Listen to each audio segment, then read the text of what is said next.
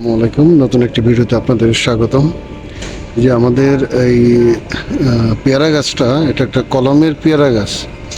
এই কলমটা আমরা আমাদের এই মাতৃ পেয়ারা গাছ থেকে করেছি। এটার মধ্যে এখন প্রচুর পেয়ারা আছে। পেয়ারাগুলি আমরা অনেকগুলি পেয়ারা পেরেছি এবং এই পেয়ারাগুলি অনেক সুস্বাদু, খুব মিষ্টি, হ্যাঁ, এবং খেতে অনেক মজা। তো এই পেয়ারা গাছ থেকে আমরা এই কলমটা করেছিলাম। তো আমরা ছোট্ট একটি পাত্রতে লাগিয়েছিলাম, কিন্তু এটাতে অনেক দিন ধরে খাবার দেওয়া হচ্ছে না। তো আজকে আমরা আমাদের একটি চেন ওয়েস্ট নিয়ে আসছি। এগুলি আমরা এই পেয়ারা গাছের গোড়ায় দিয়ে দিব। তো এগুলি কিছুদিন পরে, কয়েক সপ্তাহের মধ্যে, এগুলি এই কিচেন ওয়েস্ট, কিচেন কম্পোস্ট সারে পরিণত হবে এবং এই গাছের জন্য পর্যাপ্ত খাবারের যোগান দিবে। তো আমরা এখন এই কিচেন ওয়েস্টগুলোকে গাছের গোড়ায় দিয়ে দেব।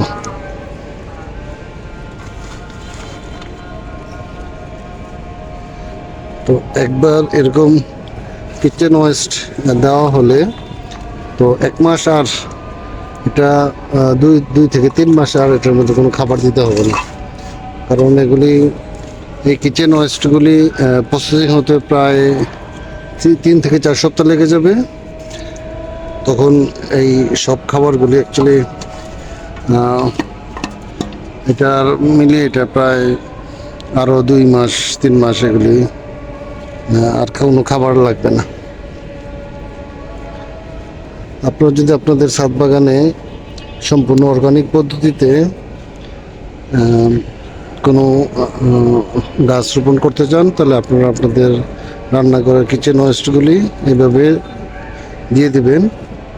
আর কোনো কেমিক্যাল সার দিতে হবে না। তো এবং কিছুদিন পরে, এটার মধ্যে কয়েকদিন আগে কিন্তু পেয়ারা আসছিল এবং সেই পেয়ারা এটা আমরা খেয়েছি, খুব সুস্বাদু। আমাদের মাটি দিয়ে আমরা ঢেকে দিলাম। এখন একটু পানি দিয়ে দিব।